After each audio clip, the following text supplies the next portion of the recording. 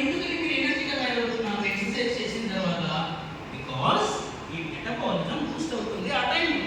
So దాన్ని మీరు day అంతా ఎంజాయ్ చేస్తారు.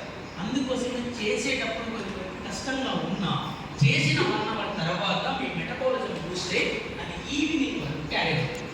ఈవినింగ్ ఎప్పుడైతే మన బాడీలో కొన్ని హార్మోన్స్ రిలీజ్ అవ్వడం స్టార్ట్ అవుతుందో, మెలటోనిన్ అనే హార్మోన్ ఈవినింగ్స్ స్టార్ట్ అవుతుంది. అది స్టార్ట్ అయినప్పుడు మీ బాడీకి సంకేతం ఏం తెలుసా? మీరు రిలాక్స్ అవ్వాలి, స్లీప్ అవ్వాలి అని.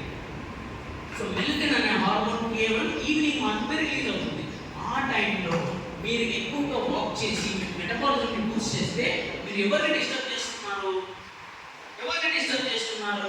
మెలటోనిన్ అనే హార్మోన్ని డిస్టర్బ్ చేస్తున్నారు. మెలటోనిన్ అనే హార్మోన్ని డిస్టర్బ్ చేస్తే మీ స్లీప్ బెటర్ అవ్వదు. సో మీ స్లీప్ బెటర్ అవ్వాలి అంటే మీ మెటబాలిజం అనేది తగ్గుతూ రావాలి, అంటే ఎనర్జెటిక్గా యాక్టివ్గా ఉండాలి. అందుకోసమే 7 గంటల తర్వాత అప్రెషన్ అనేది తీసుకోవద్దు అని చెప్తారు. అర్థమైందా? So first fibre based foods తీసుకోవాలి. Next jump into proteins. Proteins ఎక్కువ ఉండాలి. ఎందుకు? మనం మాట్లాడుకునే భాషలో మాట్లాడుకుంటే ప్రోటీన్ మీకు ఫుల్నెస్ క్రియేట్ చేస్తుంది. ఎప్పుడైతే మీరు ఒక 2 బాయిల్ ఎగ్స్